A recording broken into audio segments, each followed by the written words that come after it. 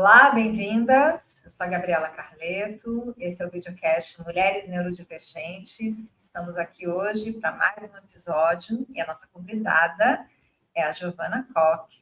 Giovana é psicóloga, pós-graduanda em neuropsicologia, atua com avaliação neuropsicológica com enfoque em neurodivergências. É pessoa autista, com TDAH, altas habilidades e superdotação. Nosso episódio de hoje é diagnóstico em mulheres. Bem-vindas, meninas. Obrigada. Então, eu sou Andressa Stout e estou bem feliz que a Giovana está aqui com a gente hoje, né? A gente já se conhece de outros carnavais, então estou bem animada para a gente ter essa conversa, né? A gente sabe que hoje em dia tem se buscado muito, né, laudos e diagnósticos, então acho que a gente pode ajudar a esclarecer algumas coisinhas para vocês. Então, bem-vinda, Gi, se quiser se apresentar mais um pouquinho, falar de você. Bom, então, olá. Primeiro, agradecer o convite aqui de estar com vocês hoje. Acho que é um tema muito importante, né, a gente debater. Então, bom, estou finalizando aí a minha pós-graduação em psicologia e tenho trabalhado já desde o período aí da faculdade, dos estágios da faculdade, com avaliação neuropsicológica, né, com enfoque aí no diagnóstico de TDAH, de autismo, outras habilidades, né, e até outros transtornos também. Então, acho que é um tema muito importante da gente conversar, né? Porque tem tem diferenças mais sutis, né, dentro do diagnóstico em mulheres e em homens, e principalmente pensando que os critérios diagnósticos, eles foram feitos muito baseados em homens, né? Então, a gente precisa pegar essas sutilezas para que a gente consiga fazer um diagnóstico eficaz, né? Principalmente aí o diagnóstico tardio, que muitas vezes vem carregado aí com outros diagnósticos, então ansiedade, depressão, enfim. Então, eu acho que é um tema muito importante para a gente debater. Legal, e estava pensando bem nessa questão do diagnóstico tardio mesmo, né? Eu tenho uma amiga que aos 70 anos agora ela foi diagnosticada como autista e a vida dela toda fez sentido, e ela estava muito emocionada. Então, eu queria te perguntar quais são as reações que você percebe nas pessoas, né? Quando tem ali uma resposta, como que você tem percebido isso? Eu acho que, bom, primeiro que o processo de avaliação neuropsicológica é um pouco extenso, né? Chegam em 8 sessões, às vezes mais, às vezes menos, enfim. Então, é um momento ali que a pessoa está muito ansiosa, né? Esperando aí o diagnóstico, se vai fechar, se não vai fechar. Então, por mais que às vezes já venha com encaminhamento, né, de um psiquiatra, de um neuro ali, já está mais direcionado para um diagnóstico, ainda assim, né, tem a dúvida de se é, se não é, o que pode ser, alguma comorbidade, enfim. Então, o momento da devolutiva é sempre bem emocionante, assim, de acompanhar, e tem muito, tudo conectando ali ao longo de toda a história da vida da pessoa, né? Então, desde a infância, alguns padrões de comportamento que às vezes não eram muito bem entendidos, às vezes nem a própria pessoa conseguia compreender o porquê daquilo, quem dirá outras pessoas. Então, conseguir ver o diagnóstico é muito libertador, né? Ver o que por mais que às vezes tenha essa questão da dor envolvida também, de muitas vezes as dificuldades, né, que passou ao longo de toda a vida, principalmente pensando em mulheres ali acima de 25 anos, enfim, para cima, mas é um movimento, assim, muito importante de autoconhecimento, que a pessoa consegue, né, encaixar ali tudo, e a partir daí tudo vai fazendo sentido também para ela, né, para conseguir se respeitar mais, conseguir estipular mais limite até para as outras pessoas, seja, né, em qualquer área da vida, seja na parte acadêmica, na parte profissional, na parte social. Então traz muitos benefícios, né, a partir daí. Então, muitas vezes as pessoas perguntam, né, por que procurar um diagnóstico tardio, né, mas isso é muito importante, né, porque por mais que a gente não possa mudar o que a gente fez até então, né, mas a gente pode mudar a partir de agora o que a gente vai fazer com isso e trazer mais qualidade de vida também.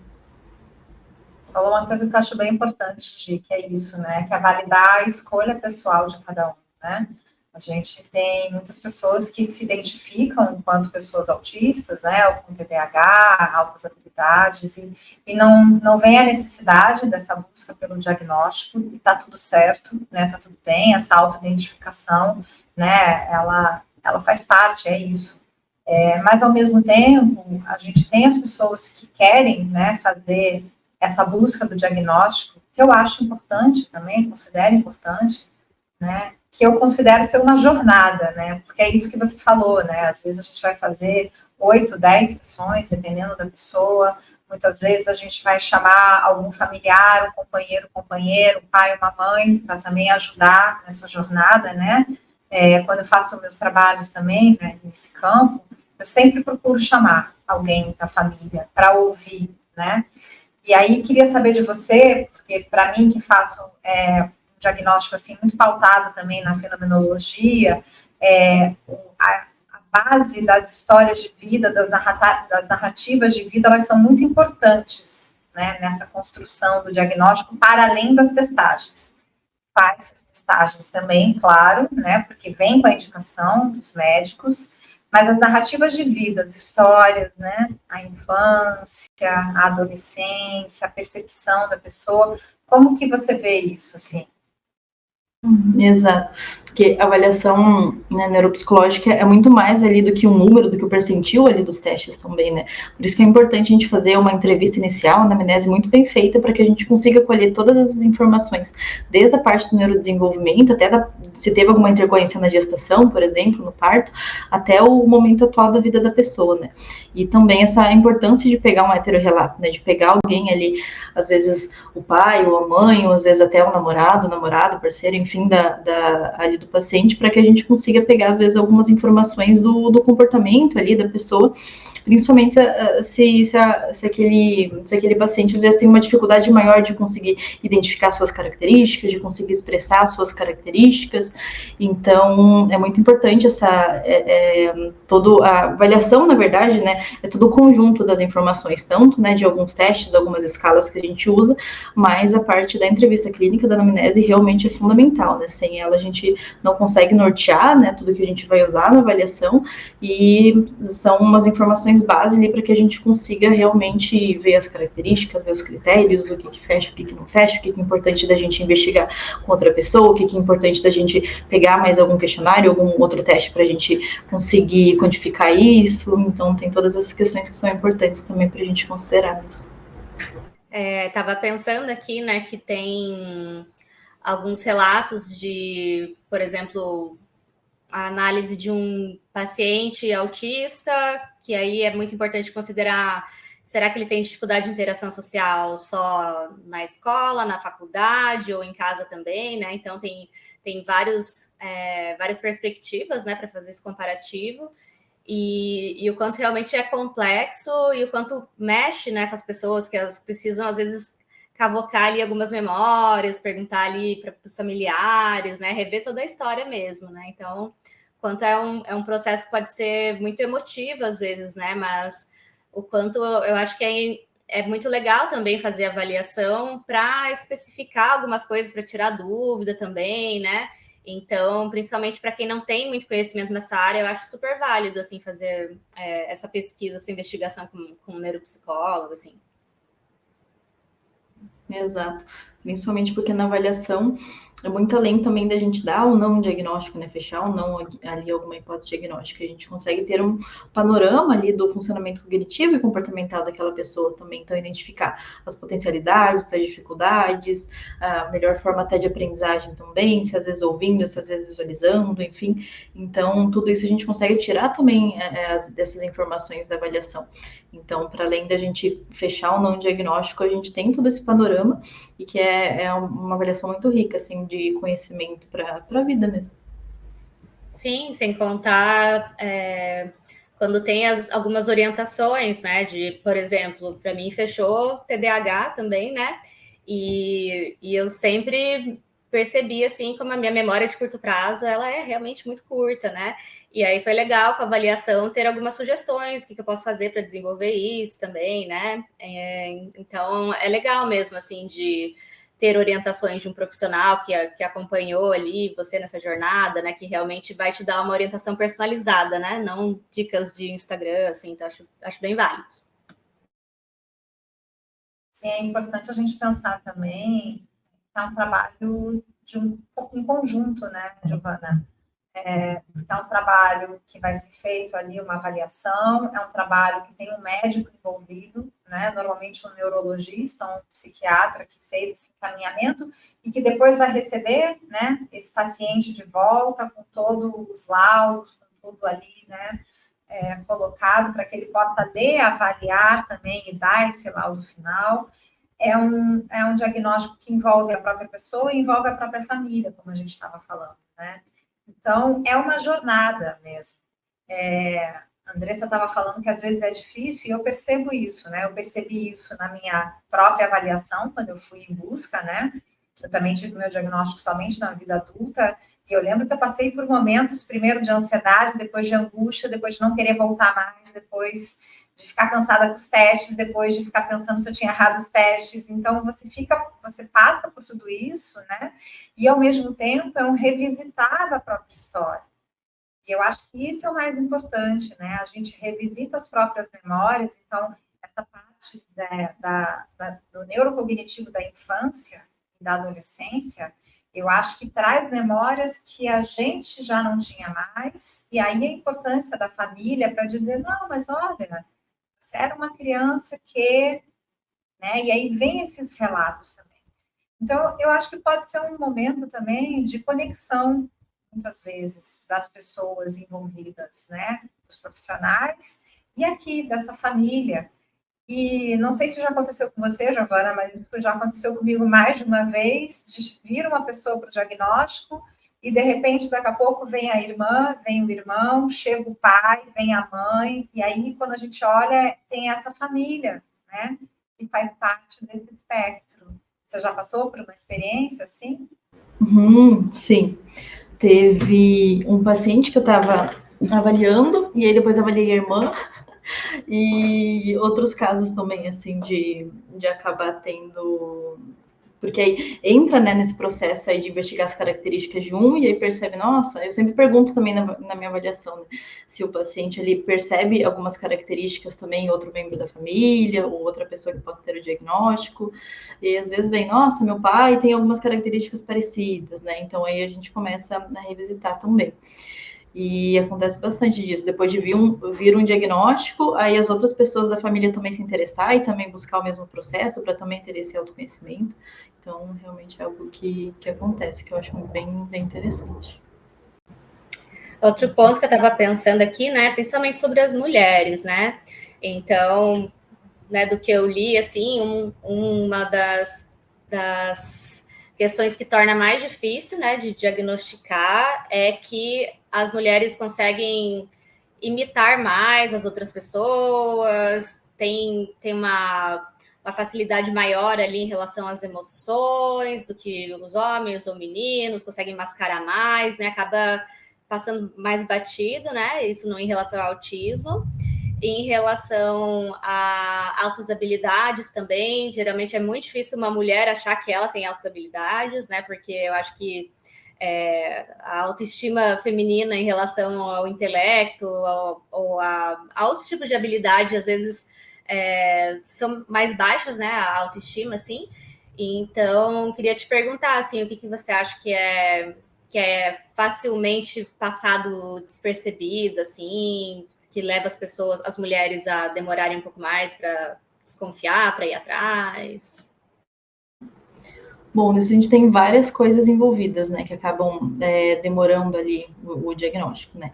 Então, primeiro, temos aí um grupo, né, de meninas, mulheres autistas que apresentam um comportamento mais tímido, um comportamento mais ali de um repertório de habilidade social um pouco mais baixo.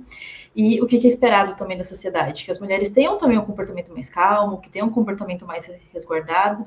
E aí, essas meninas autistas vão ter esse comportamento e não vai chamar atenção, porque tá dentro do esperado da sociedade. Diferente, por exemplo, de um comportamento um pouco mais externalizante, de um comportamento que tá mais... que é um pouco mais possível de enxergar, digamos assim, igual nos homens, que a gente tem um pouco mais de comportamentos mais externalizantes, né? Nas meninas a gente tem comportamentos mais internalizantes e aí acaba passando despercebido, então os professores acabam não percebendo, porque aquela menina quietinha, ela não interage muito, mas ela não tá fazendo nenhuma bagunça, então não tem por que ter alguma preocupação, não vai chamar nenhum sinal, né? Então faz com que ela passe despercebido pelos professores, até pelos próprio pais também, e aí acaba, né, fazendo com que o diagnóstico seja mais tardio também. E em contrapartida, a gente também tem um outro grupo aí de, né, meninas, mulheres autistas, que tem o interesse e uma motivação social um pouco mais alta também. E ainda assim, tendo essa motivação mais alta, também vão apresentar ali um repertório de habilidades sociais um pouco mais baixo, mas por ter esse interesse maior, vai ter a camuflagem, né? Então, o famoso masking aí. Então, vai ter essa, dentro de uma interação social, vai copiar ali os elementos não verbais da outra pessoa, então as expressões faciais, vai se forçar ali para manter um contato visual, e tudo isso acaba fazendo com que realmente passe despercebido, então, porque vai estar até fingindo alguns aspectos ali da comunicação, mas que a outra pessoa não vai perceber. Então, tudo isso faz com que, de fato, acabe não passando os outros não percebendo que de fato pode ter alguma dificuldade social por detrás. Né? Uhum.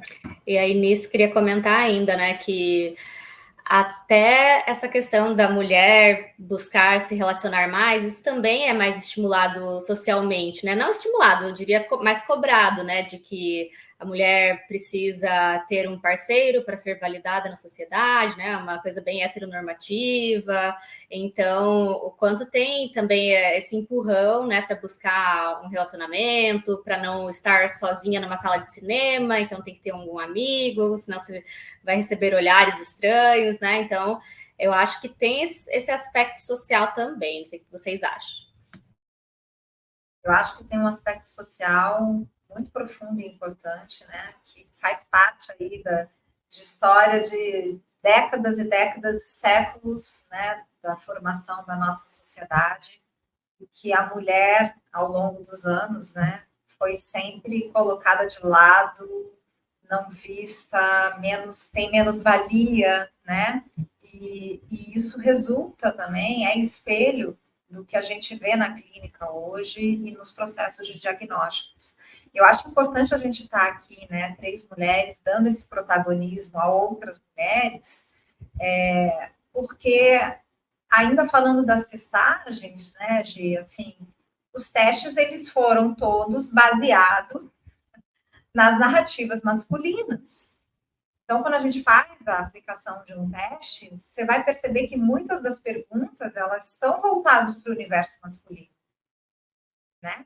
Desde perguntas, por exemplo, sei lá, uma coisa bem básica do tipo coleções. Você coleciona carros, trens? Ou seja, entra para um universo masculino, as perguntas estão voltadas, né? As pesquisas hoje em dia já falam, já apontam isso, só que, ao mesmo tempo, a gente ainda não tem um teste mais específico para o universo feminino. E aí, os profissionais, né, é que tem que fazer essa adaptação ali de narrativa, de discurso, para poder caber, né, nesse nosso universo. Como é que você percebe isso, Giovana? Exato. Bom, que primeiro que já para avaliação em adultos, a gente já tem, né, uma variedade bem limitada, na verdade, de instrumentos, né, em comparação a crianças, por exemplo, enquanto a gente tem muito mais recursos para avaliar, né? Então, adultos já tem essa escassez maior. E principalmente pensando em mulheres, né? Então, igual você mencionou, os critérios diagnósticos ali foram feitos realmente pensando no público masculino, né? Tanto que quando a gente tem o dia ali mundial do autismo, fala muito do anjo azul, né? Justamente para representar esse, né, os homens ali como se realmente só estivessem, né, homens autistas aí no mundo. Né, as representações também até em filmes e séries, né, a maioria também apontam homens e principalmente com muitas características mais estereotipadas, na verdade, né? Então fica muito mais difícil até para uma menina, para uma mulher se identificar ali dentro das características, né, que estão sendo vistas. Então, isso é algo que realmente acontece bastante. E dentro também do comportamento social, a gente tem muito que é estimulado ali nas mulheres de se expressar mais, de compartilhar mais as coisas também com seus pares, com seus colegas, e o que faz com que acabem compartilhando algumas situações sociais e aprendendo muito por dicas também, né? Então, compartilhando ali alguma dificuldade com outra menina, e ela vai lá e, né, sugere alguma coisa para que auxilie ela naquela interação, para que auxilie ali naquele comportamento. Então, tudo isso faz com que ajude todo naquele comportamento de modelagem também, para conseguir ter um sucesso social, né, digamos assim, também. Sim, e sempre perguntam para a gente, né, Gabi, de como lidar com a questão da ingenuidade, porque às vezes eu não percebo sinais, às vezes vou entrando numa relação abusiva, né? E uma coisa que a gente sempre dá de sugestão é compartilhe com os amigos, com as amigas, porque eles também podem te ajudar a perceber coisas que ali para você não está tão óbvia, né? Então, quanto é importante realmente ter uma rede de apoio também, né, para se perceber, para ser lembrado de algumas coisas também, né? Então, acho que realmente essa questão assim de relacionamento pode ser bem desafiante assim para as mulheres, mas ao mesmo tempo a gente é muito incentivada a buscar relações, né? Sejam de amizade, seja de geralmente é a mulher que puxa a DR numa relação heteronormativa ali, né? Então acho que a gente também se força um pouco a desenvolver mais esse lado de interações sociais, de habilidades, né? Sim, eu acho que está dentro desse contexto, né, que a gente está trazendo, da forma como a gente é criada, né? É isso, né? Uma menina, ela é socialmente criada ali no campo familiar totalmente diferente de um menino. Então, isso já traz muita diferença no comportamento, na posição, na fala, na entonação, na forma de se relacionar, né? O que dificulta também muito do que você está falando, Andressa, de não perceber as relações abusivas, porque tem essa coisa do passivo, né? O yin e o yang. Então, essa coisa do passivo feminino. Só que o passivo, né, não necessariamente é o aceitar. É uma outra posição que a gente às vezes tem que pensar, né? É uma posição de equilíbrio.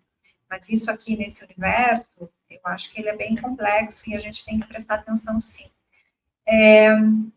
Tem algo que também eu sempre penso, Gi, que eu acho importante da gente falar, que assim, a gente tem um corpo feminino também, né? Fisiologicamente, biologicamente, completamente diferenciado, né? Então, as questões sensoriais, por exemplo, pensando que é um ponto para mim assim fundamental quando eu penso em autismo e neurodivergência, né? É meu hiperfoco de estudo, porque eu percebo muito que das crises que a gente tem vem desse campo sensorial, mas eu queria pensar na questão sensorial voltada justamente para o corpo. Essa questão, às vezes, da menstruação, das crises de TPM, entende? De tudo isso que às vezes. E por que eu trago isso assim, pensando no diagnóstico?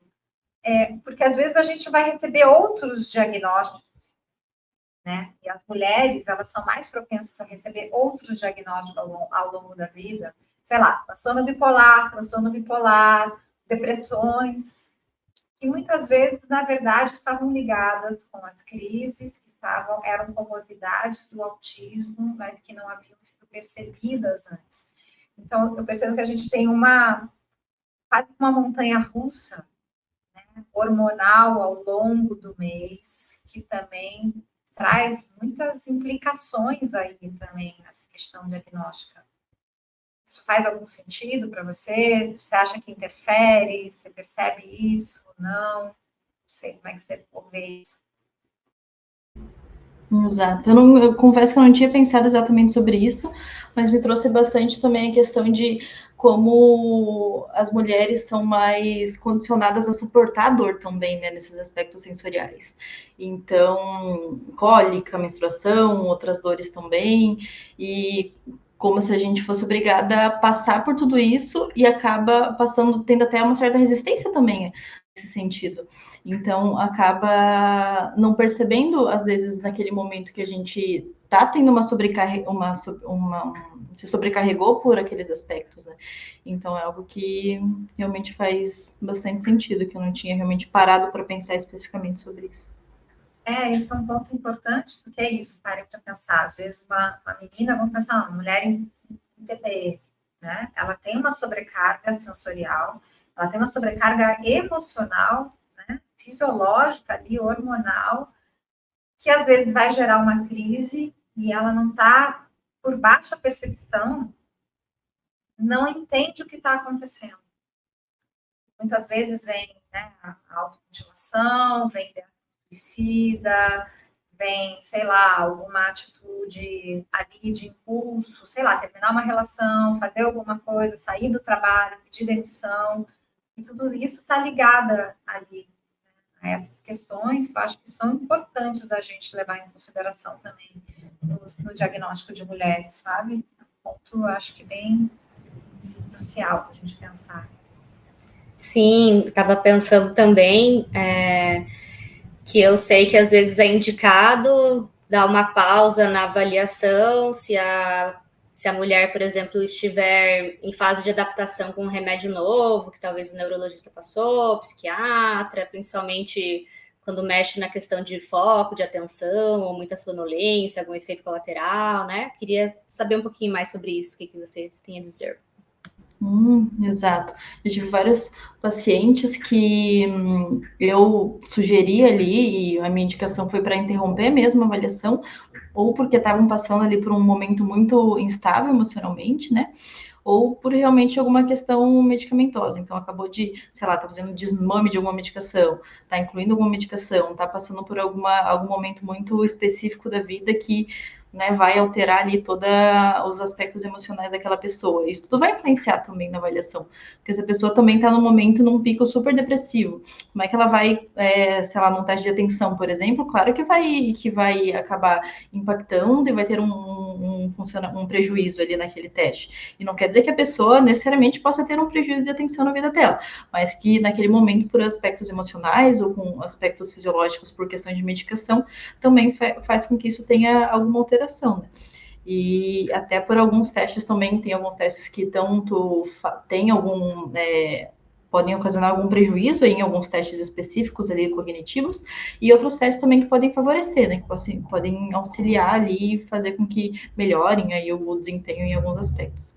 Mas já tive casos aí, vários casos que eu indiquei mesmo interromper a avaliação para estabilizar primeiro o quadro ali do paciente, né, sair daquela instabilidade emocional ou, né, regularizar ali a dose do medicamento, por exemplo, para daí voltar para a avaliação e ter um processo mais fidedigno mesmo. Sim, importante isso, bem colocado, sim, porque faz muita diferença, né, essa questão de medicamento, ou de estar passando, sei lá, por um luto na vida, mexe totalmente no teste. É um teste que, né, precisa de uma certa forma ser interrompido ou até refeito em algum momento.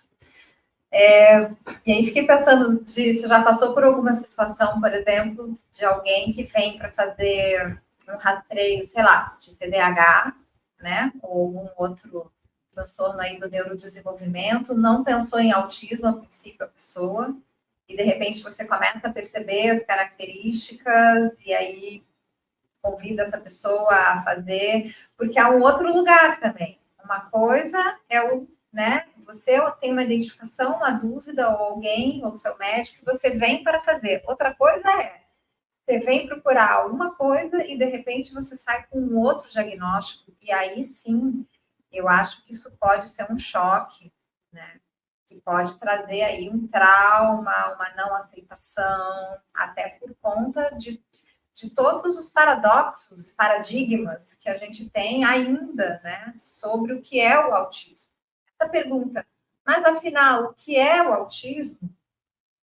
Eu acho que ela ainda não tem, e talvez não tenha durante um bom tempo, uma frase fechada, com ponto final, né? Eu acho que cada pessoa que se apresenta como uma pessoa autista, ela está ali construindo mais um pouquinho sobre o que é o autismo. Mas queria que você já passou por essa situação, já teve pessoas que, de repente, vieram com o diagnóstico buscar uma coisa e acabaram descobrindo outra? Bastante. Principalmente o que mais acontece é a pessoa vir ali para investigar autismo e descobrir a comorbidade com o TDAH também, né? Então, os dois.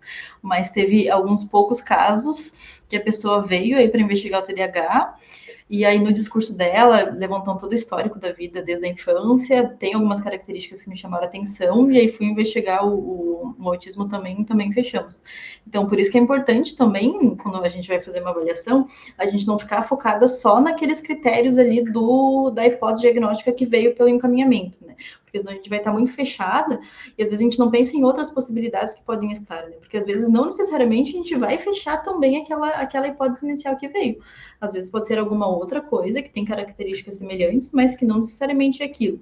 E se a gente ficar focada só nos sintomas, só nos critérios, a gente vai acabar fazendo uma avaliação bem fajuta, né? Porque a gente não vai conseguir pegar, captar aquela essência da pessoa por inteiro, né? Ver outras coisas que podem estar por detrás, outras comorbidades.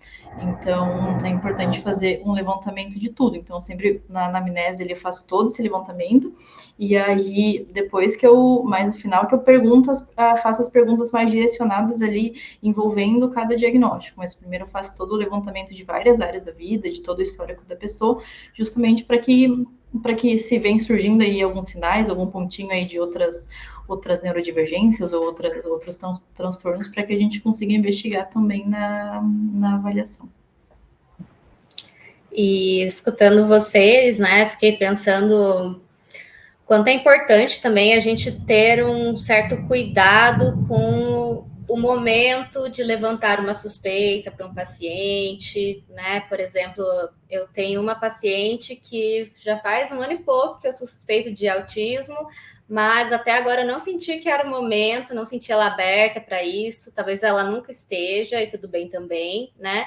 Então, queria trazer um pouco isso para vocês, assim, vocês sempre levantam ali para a pessoa a possibilidade, vocês esperam ver se vem algum gancho, né? Sei que vocês duas também fazem atendimentos, não só de avaliação, né? Então, quis jogar isso aí para a gente pensar na questão do timing, do cuidado, né? Da necessidade.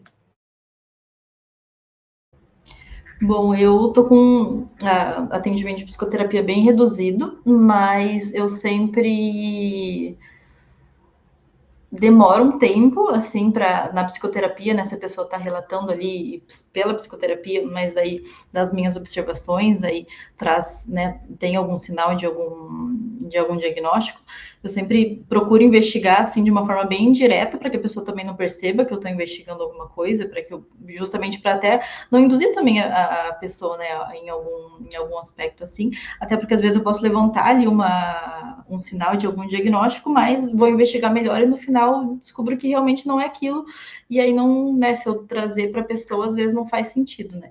Então, eu primeiro, né, vasculho ali para ver se realmente é algo que faz sentido, e aí se eu achar que realmente estamos indo mais nessa direção, aí é importante sim trazer de fato para a pessoa, para daí ela seguir adiante em uma avaliação, buscar um neuro, um psiquiatra também.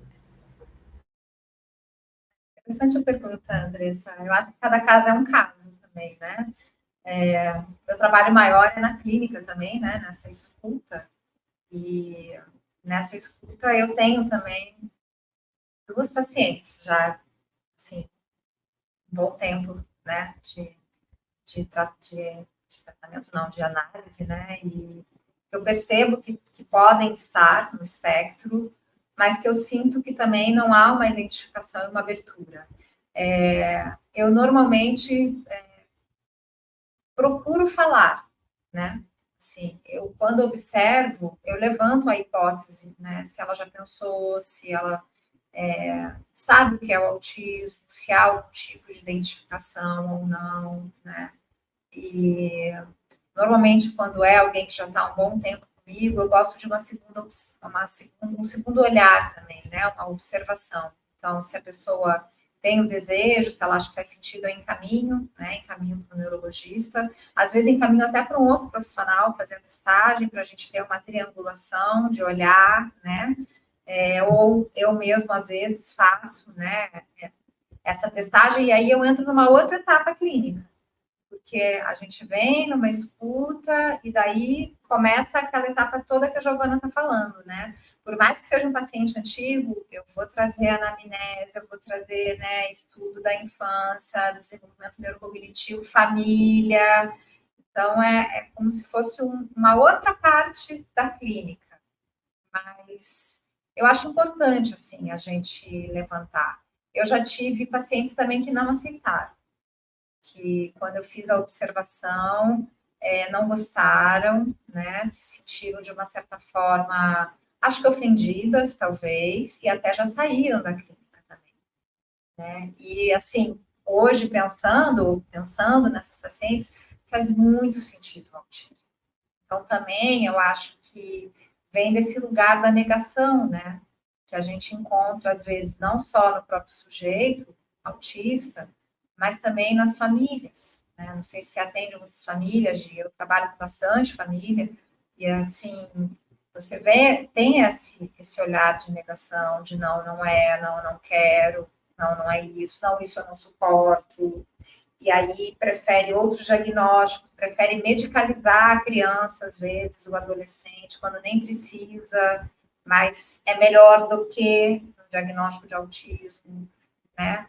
Então, é engraçado como nomear, às vezes, traz um peso muito grande, né? E aí, eu acho que vem de novo para o nosso social, assim. Por que que ainda hoje é mais aceito, por exemplo, um diagnóstico de transtorno bipolar? Por que as pessoas às vezes falam abertamente sobre uma bipolaridade, né, sobre a própria depressão, sobre os transtornos de ansiedade, e muitas vezes negam ou têm vergonha, ou há um tabu ainda com o autismo? Eu acho que a gente precisa pensar sobre isso, né? Porque isso traz muita dor para as pessoas, para as famílias. Sim, não sei se a gente quer comentar, mas pensei de trazer algo assim, né? Quando eu estava na minha suspeita, né, de autismo principalmente, eu tive várias fases ali, né, de nossa, então é isso, tudo está explicado. Daí depois fui para a fase de nossa, mas se eu soubesse antes, será que minha vida teria sido diferente? Fui para a fase também, né, de pensar, nossa, então mas o que é autismo? Significa que tem algo de errado comigo, que eu sou doente, que tem alguma coisa assim?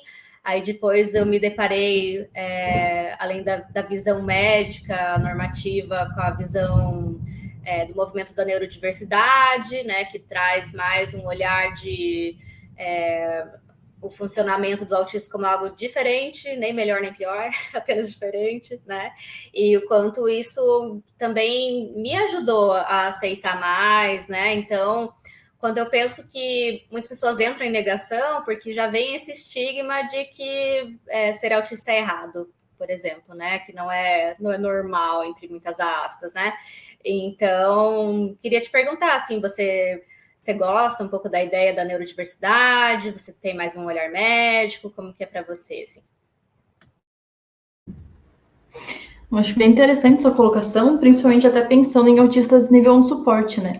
Em como muitas vezes até depois do diagnóstico são invalidados, né? De nossa, você não parece autista, nossa, porque o meu não sei quem da família de 7 anos não é assim.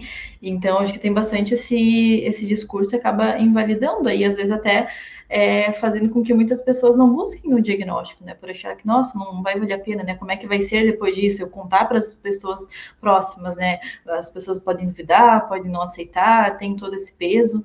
Então, acho que isso também acaba, né, de fato, influenciando. Essa é uma discussão que rende aí, né, um bom bate-papo, porque eu acho que tem trazido, você sabe, eu acho que uma coisa que deveriam rever, essa semana eu estava pensando sobre isso, né? Essa coisa dos níveis, nível 1, nível 2, nível 3, eu acho que isso veio talvez num pensamento de tentar categorizar, classificar, né, ali, direcionar, talvez para simplificar, mas eu entendo que trouxe mais prejuízos do que benefícios. Porque a gente hoje ouve muitos discursos, principalmente na rede social, né, desvalidando, principalmente nas pessoas adultas, o diagnóstico de autismo nível 1 de suporte. Já ouvi discursos de médicos do tipo: vocês estão roubando a possibilidade de atendimento das crianças e adolescentes que são nível 2 ou 3. Vocês estão onerando os planos de saúde, por isso os planos de saúde agora vão cobrar mais das famílias. Vocês vão quebrar o INSS. Discursos daí das famílias do tipo, vocês não sabem o que eu passo com meu filho, vocês não deviam estar pedindo isso. Então, em vez de se tornar algo que agregue, que acolha, se transformou numa guerra.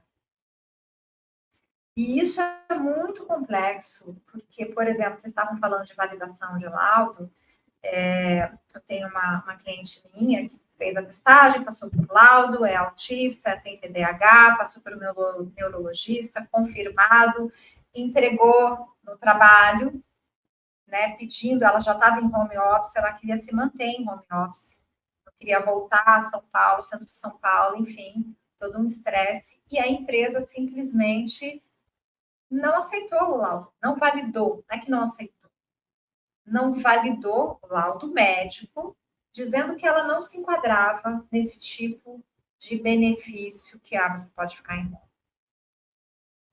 Então, eu acho que causa muitos problemas, vem causando muitos problemas, né?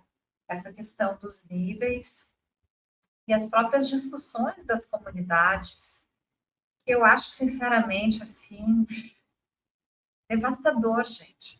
Eu acho que já tem tanto sofrimento envolvido, já tem tanta coisa que a gente tem que lidar. Né? Eu sou mãe também, além de eu ser autista, meu filho é autista. Então, assim, já tem uma luta diária aqui, todos os dias, já tem uma luta por inclusão, já tem, sabe, são várias questões que você tem sempre que estar ali numa batalha. E aí, ouvir da comunidade e dos médicos esse tipo de discurso, eu acho um desserviço, de verdade. Eu acho que isso devia mudar, não sei, queria ouvir vocês assim, sobre isso.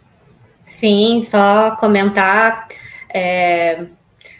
o quanto já tem todas essas dificuldades e o quanto as pessoas que nem chegam a ter um laudo fechado, um diagnóstico, se sentem ainda mais excluídas, né? Tem muitas pessoas que não conseguem realmente ter esse acesso, né? Então, por exemplo, né, sempre que a gente fez eventos, fez grupos, a gente sempre falou, não precisa apresentar diagnóstico, porque é uma das coisas que mais perguntam, eu não tenho diagnóstico fechado, né? Não tenho laudo. Não, tudo bem, só de você se identificar, de você estar num processo de autoconhecimento, talvez só de você escutar os outros relatos, isso te ajude a se perceber, quem sabe, né, o próprio grupo também possa te ajudar a notar algumas características tuas que você não estava percebendo, né? Então tem esse espelhamento também. Então, o quanto parece que fica uma questão de poder, né? De eu sou mais autista que você, porque eu tenho laudo, né? E já tiveram pessoas que falaram: mas todo mundo nesse grupo aí tem diagnóstico fechado, então não é todo mundo, então eu não quero participar desse grupo, porque eu quero estar num grupo só com pessoas, sabe? Então, o quanto é complicado nessa segregação mesmo, né? Exato. E até pensando que é muito difícil também unificar ali o nível de suporte, né? Porque a gente tem várias áreas da nossa vida, né? Em uma área a gente pode precisar de mais suporte, de mais apoio, e outra área a gente pode precisar de um apoio menor ou não tanto. Então, acho que isso acaba variando bastante, né? Então, é difícil a gente conseguir unificar, né? Como se em todas as áreas da nossa vida a gente precisasse do mesmo nível de suporte, sendo que não é assim, né? De fato. Sim, acho que até nas algumas fases da vida, quem sabe a gente transite um pouco do nível 1 para o 2, né? E o quanto todas as pessoas em geral, né, precisam de algum tipo de suporte, né? A gente não é nada sozinho, né? Então, como a gente depende muito, né, das relações sociais, dos serviços dos outros, né, até para tomar uma água filtrada, olha quantas dependências a gente tem, né, para conseguir tomar uma água, né? Então, o quanto é importante, assim, né, a gente realmente olhar de uma forma mais crítica para essa questão do nível de suporte, né, se isso realmente ainda está fazendo sentido, se não está, né, então acho que é algo bem, bem legal da gente pensar também, né, de talvez valorizar mais a questão de ser um espectro do que autista nível 1, autista nível 2, autista nível 3, né. Sim, você sabe que eu acho que muito mais do que olhar para o nível do suporte, a gente deveria olhar para as questões sensoriais. de novo eu volto nisso, né? Porque é isso, assim, como, assim, o que vem primeiro, o ovo ou a galinha? Então, antes de eu ter um nível 1 ou 2 ou 3 de suporte, ou passar por ele, que eu concordo com vocês, eu acho que a gente, né, tem coisa que eu preciso de muito suporte, tem coisa que eu tiro de letra. E aí eu tô aonde? No 1, no 2 ou no 3? Né? Ah, mas você fala, então você está no 1. Não, mas pera lá. Falar é uma coisa, linguagem é uma coisa, comunicação é outra, entendimento é outro. Então, assim, a coisa, o buraco é mais embaixo, a coisa é sempre muito sutil. Então, se a gente olhasse para as questões sensoriais, eu acho, a gente entenderia melhor, né? O que aquela pessoa precisa? Ela é hipersensível, ela é hipossensível, ela tem aquilo que a gente conhece como ruído branco, não sei se vocês já ouviram falar, né? Mas tem pessoas que ouvem, por exemplo, o próprio som do funcionamento do corpo. E isso pode ser enlouquecedor, meninas, né? Você ouvir o tempo todo a batida do teu coração. Né? Vocês já colocaram, quando a gente coloca um fone anti-ruído e tem silêncio, vocês não ficam agoniadas? Às vezes dá agonia, porque você começa a ouvir a respiração, a tua circulação, o teu coração. E aí tem pessoas, autistas, que têm essa percepção o dia inteiro. E o que isso pode trazer para ela? Né? O que talvez ela precise de apoio? Então, eu acho que vai chegar um momento, talvez, eu não sei, né? O DSM é toda uma estrutura por trás, né? Médica importante, a gente valoriza, né? Eu acho que a gente não tem que desvalorizar nem desqualificar nada, se não fosse os médicos, o DSM, os estudiosos, os pesquisadores, os psicanalistas, os psicólogos, talvez a gente não entendesse um pouco do que a gente entende sobre o autismo hoje. Agora, querer listar, né, e colocar numa caixa, é que eu acho que é um problema e é o que está gerando toda essa problemática. Porque é isso também, né? E se a gente pega a testagem, você vai saber bem disso, vem lá, né? Tem os scores. Então, de 59, de 0, não sei quanto, a 59, não está no autismo. Mas dos 60 ao 64 já está em nível 1. Posso estar errando aqui a numeração, se eu não me lembro. Né? Por exemplo, a testagem do SR2. SR2, né? É isso. E dos 70 ao 74 já é um nível... Pô, mas é puxa um aqui, e daí, aí é que vem a questão, né? Que não é só isso. Aí eu tenho que fazer toda aquela leitura de narrativa, de história de vida, de anamnese, de heterorrelato, para poder entender. Mas, me corrija se estiver errada, Gi. O que vai valer para os médicos é o nível da testagem ali, de uma certa forma, que o teste deu, nível de enquadramento ali. Ele vai dizer se a gente tem nível moderado ou não. Ok, ele pode ser moderado de prejuízo, e aí ele vai cair no nível 1 de autismo, se ele é um cara oralizado, uma menina oralizada, né, que tem lá todas as outras categorias. Então, é uma linha tênue, assim, eu acho, bem difícil, e pode variar, né, do olhar de cada profissional e da forma como aquele paciente também, aquele cliente se comporta. Eu vejo isso muito na psiquiatria. Já vou passar para vocês, Gi. Na psiquiatria, né, eu trabalho com muitos psiquiatras e a gente ouve esse relato. Então, eu, Gabriela, vou no psiquiatra, falo como eu estou me sentindo. O olhar daquele psiquiatra, a cultura daquele psiquiatra, a linguagem daquele psiquiatra vai entender o que eu tenho e vai me dar um diagnóstico. Eu vou para um outro psiquiatra, em outro lugar, outra cultura, vou falar o meu relato e talvez ele me dê um diagnóstico diferente. Então, olha como é que as coisas estão muito num campo, assim, é muita observação, gente, é muito sutil o negócio.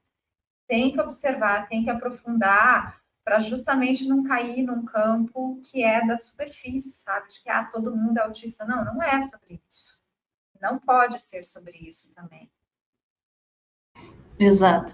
E até por isso também que tem muitas pessoas até de outros países buscando avaliação com profissionais daqui, por exemplo, ou vice-versa, enfim, né? Então, justamente por isso, né? Já teve pacientes aí que tentaram aí buscar uma avaliação médica, enfim, com outros profissionais em outros países, e, né, foram desvalidados ali, e por mais que às vezes, ok, não necessariamente pode fechar o autismo, por exemplo, mas nem cogitou a possibilidade, né, simplesmente invalidou. Então, acho que é importante a gente levar em consideração aquela hipótese que está sendo trazida, independente se a gente realmente vai fechar ou não, né, mas trouxe ali, né, tem um sofrimento envolvido, a gente vai investigar. Nem sempre a gente vai fechar também, né, até o próprio SRS-2 também, né?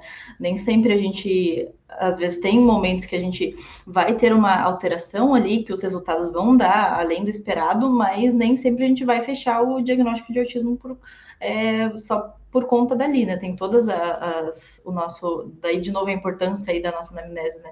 Mas, então, por isso que é importante a gente levar em consideração todos os aspectos que fazem parte da avaliação e não só uma coisa ou outra, né? Realmente é a junção de tudo. Queria mudar um pouquinho de assunto também e perguntar para a Gi quais que são os desafios para fechar um diagnóstico de TDAH em mulheres? O que se percebe, assim? Eu acho que entra em algumas características bem semelhantes também com o autismo, né? Pensando que em meninos, em homens, a gente tem características um pouco mais externalizantes, né? Então, a parte da hiperatividade e impulsividade é um pouco mais presente, e é isso que mais chama atenção, né? Então, aquele menino bagunceiro, não para de falar dentro da sala, e isso vai chamar a atenção dos professores, e aí vai, né, ter um encaminhamento aí para algum profissional para investigar. Enquanto que nas mulheres, não muito, né? Geralmente é um comportamento um pouco mais da desatenção, e que isso vai passar despercebido, né? Então, porque por mais que possa ter alguma dificuldade ali dentro da sala de aula, por exemplo, mas às vezes vai estar ligado a isso, né? Então ela tem uma dificuldade de aprendizagem, né? Às vezes não pensa necessariamente no TDAH, mas sim alguma dificuldade, algum transtorno de aprendizagem, às vezes não é aquilo de fato, né?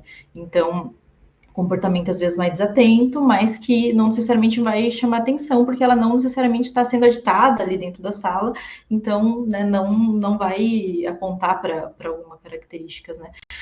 Mas também, né, tem, claro, né, o grupo ali de mulheres TDAH também tem né, o subtipo ali do predominantemente hiperativo impulsivo, né? E aí vai estar um pouco mais naquela da impulsividade mais mental, na questão da impulsividade até da fala, então uma fala mais acelerada, então para manter uma conversa acaba interrompendo, então acaba sendo vista mais como rude, né, que tem essa dificuldade de conseguir perceber as nuances até da comunicação, da troca de turno também, que é até características que acabam se sobrepondo também, né? O TDAH e o autismo também nessas situações. Então, né, tem essa perspectiva ali desse comportamento mais impulsivo, mas que acabam vendo de uma forma mais do comportamento mais grosseiro, do comportamento mais rude, que não necessariamente vai apontar, por exemplo, para o TDAH, né? Então também tem essa característica. E também a camuflagem também está presente dentro do TDAH, né? Então, sabendo ali, percebendo, nossa, tem das dificuldades ali de desatenção, por exemplo, aí vai buscar estratégias para se organizar. Então, não se atrasa para um compromisso, mas coloca 10 alarmes para conseguir se lembrar daquilo que tem que fazer.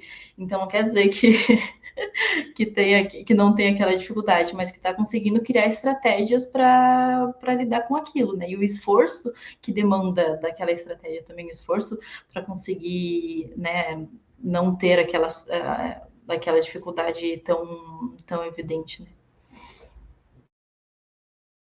Eu tô rindo por dentro aqui, de nervoso.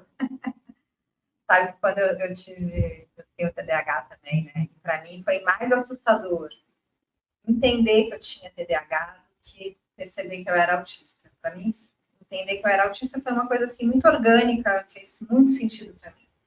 Mas quando a neurologista me disse que eu tinha TDAH, eu duvidei, eu falei, imagina, não tem.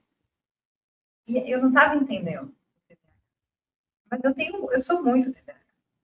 Eu sou essa pessoa totalmente impulsiva, que eu vou atropelando, vou falando, vou pensando, vou fazendo mil coisas. A Andressa me conhece, ela vai me barrando e eu vou indo.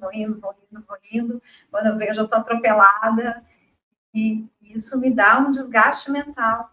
Porque quando a gente pensa em hiperatividade, né, a gente pensa às vezes, num corpo que não para. Né? É a história das visões que a gente tem, dos paradigmas. A gente pensa em alguém muito agitada. E eu não sou essa pessoa muito agitada de corpo. mas eu tenho uma mente que não para um segundo. E isso traz bastante cansaço. Se a gente soma isso com o autismo, aí a gente pode pensar nas fadigas, né? Eu tenho crise de fadigas. Quando eu pifo, tipo, pifei. Preciso deitar, preciso me recolher, preciso não falar com ninguém, não quero saber de nada, me esqueçam, porque eu chego a passar mal fisicamente, porque eu fui num nível que foi demais para mim, eu não consegui parar, não consegui perceber. Então, acho isso bem complexo também. E outra coisa que eu vejo que também se entrelaça é o TDAH com os transtornos de ansiedade. Também já vi muito paciente que ali, de uma certa forma, nas testagens, encaminha para um TDAH, mas, na verdade, ele tem um transtorno de ansiedade que, entende? Também é essa linha tênue, eu acho, também. Nem sempre é o que parece. Às vezes é algo, aí, de novo, para mim, vem a pergunta, né? O que vem antes? O que já estava lá? Quais são as comorbidades de ED? E aí é difícil também, às vezes, a gente perceber e entender, né? Sim. E queria, pelo menos da minha parte, trazer uma última pergunta em relação à avaliação para altas habilidades, né? Então, já sei que, pelo menos é o que eu escuto e o que eu imagino também, que talvez seja mais provável que meninos, homens busquem do que mulheres, né? Eu tinha comentado um pouquinho sobre isso.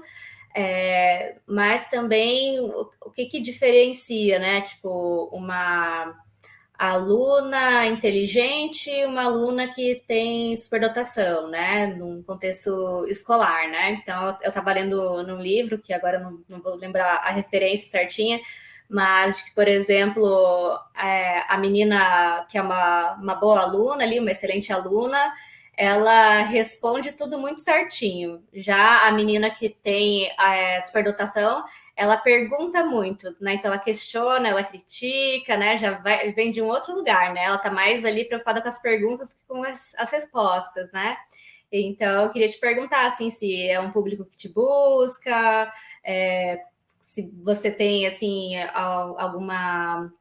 algum parâmetro que ajuda a diferenciar, né, uma mulher, uma menina que apenas é inteligente ou que tem superdotação? Enfim, joguei essa pergunta.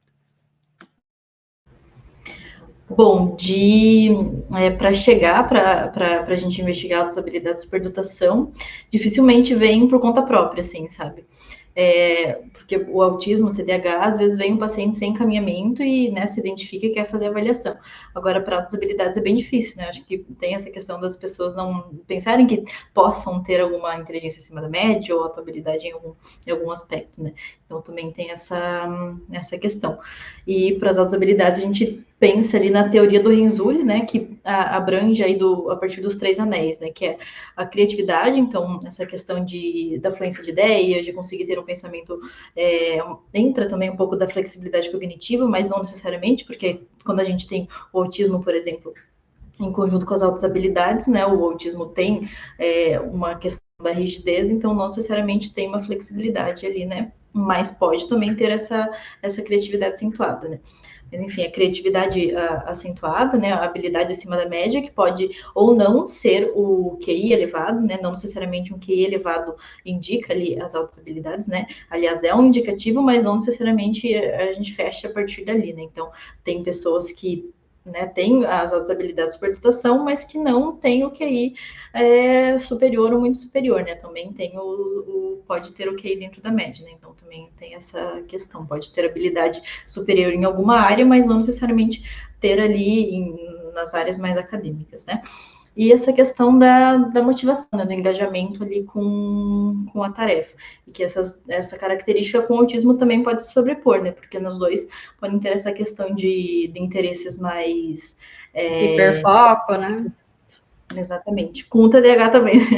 Então, esses 3 acabam tendo essas características, né? Mas o principal, assim, seria essa questão da criatividade, né? Conseguir ter novas ideias e questões também nesse sentido, para além de uma inteligência acima da média, né? Pelo menos teoria aí que a gente mais usa. Sim, e quando a gente pensa em criatividade, né, às vezes a gente pensa, nossa, alguém que vai inventar algo muito incrível, mas às vezes é uma criatividade para encontrar soluções criativas para um problema ali do dia a dia, né, para criar uma receita diferente, né, então o quanto é bem amplo também, né, e a gente ainda vive sobre esses estereótipos, né, do que é ser superdotado, superdotada, né, e aí vira uma confusão quando a pessoa tem dupla excepcionalidade, quando é autista com TDAH, com altas habilidades, que nem eu e a Gabi, acho que você também, né? Acho que também é os três, se não me engano. E aí uma coisa vai puxando a outra, uma empurra a outra, né? Igual isso que você falou da rigidez cognitiva, com a flexibilidade cognitiva, o TDAH que quer aprender tudo e as outras habilidades que quer aprofundar em tudo, o TDAH que quer fazer um monte de coisa, mas o autista dentro da gente está cansado. Então, é uma salada de frutas maravilhosa. Ai, que delícia, gente. É isso, né? É uma salada de frutas, me sinto assim também, nesse turbilhão, né? Nessas coisas que vão se juntando. É uma colcha de retalhos, eu acho, né? Que vai, de uma certa forma, eu sinto que um vai equilibrando o outro, né? Então, são características, né? Com potencialidades e algumas dificuldades. E, de uma certa forma, eu acho que traz um equilíbrio ali que nos mantém, né, no caminho. Acho que esse tema da altas habilidades e superdotação é um tema que ainda também eu acredito que vai ser muito aprofundado ainda e estudado, né? A gente tem diferentes olhares também, né? Um diz que tem que ser QI acima de 130, outros estudiosos já dizem que não, que é acima de 115, outros já nem consideram o número do QI, né? Uns entendem as 8 habilidades lá do, acho que Gardner, né? Outros já vão para outras áreas, uns não consideram altas habilidades e só superdotação, porque dizem que habilidades é algo que a gente adquire, então não entraria nessa categoria. Então, eu acho que também a gente não tem um consenso ainda, mas acho que é uma área super, super legal, assim, da gente pensar, né? Porque, de uma certa forma, eu acho que traz quase uma estima, né? E é isso, a gente já é tão massacrada com tantas coisas, e quando você descobre que, nossa, você tem altas habilidades, que bom, nossa, que legal, o que eu posso fazer com isso? Bem que eu achava que realmente eu era muito boa nessa área, mas é que eu era tão ruim em outra, né? E eu nunca que eu ia pensar nisso. Então, olha o quanto que, de uma certa forma, essas buscas, de tudo que a gente está falando aqui, né? Dos diagnósticos, a gente fazer essa investigação, dessa jornada toda, por um autoconhecer, um autoperceber, ela é tão importante. Eu super recomendo, né? Eu indico, assim, que as pessoas, né, busquem profissionais, façam essa jornada, se possível. Mesmo que não queiram fazer nada com o laudo depois, não tem problema, né? É uma trilha de autoconhecimento que eu acho que pode dizer muito sobre a gente. Eu estou muito feliz com o nosso papo hoje, assim, né? Eu acho que até por questões sensoriais, essa luz toda aqui já está me cansando aqui a minha visão, eu me sinto super contemplada. Não sei vocês, meninas, mas de minha parte, queria agradecer você, Giovana, por ter aceitado o nosso convite, né? A gente super gosta de estar junto com você, confia no seu trabalho, recomendamos o seu trabalho, né? Então, queria te agradecer por você ter vindo aqui hoje e trazer aqui sua visão sobre o assunto. Obrigada. Eu que agradeço, né? Eu adoro falar sobre neuropsicologia, sobre neurodiversidade, então, muito bom a gente trazer assuntos relevantes aí, ainda mais com vocês, né? Especialistas também sobre neurodiversidade, e gosto do nosso trabalho de vocês, é incrível, né? Sempre indico para todos os meus pacientes aí o grupo de vocês, o atendimento individual, né? Eu acho que ter essa rede aí, né, da avaliação e da intervenção depois é muito, muito importante. Então, eu que agradeço essa oportunidade. Legal, seguimos juntas então, e aguardem próximos episódios, quiserem comentar o que vocês gostariam que a gente aprofundasse mais, temas de interesses de vocês. É isso, boa noite para todos. Quer dizer, boa noite para a gente que estamos de noite, quem está assistindo, não sei que horas vai ser, mas é isso aí. É isso. Beijo, meninas, obrigada. A gente vai deixar os contatos da Gi também aqui, tá? No vídeo embaixo, quem quiser entrar em contato com ela também, tá bom? Tchau, tchau. Até o nosso próximo episódio.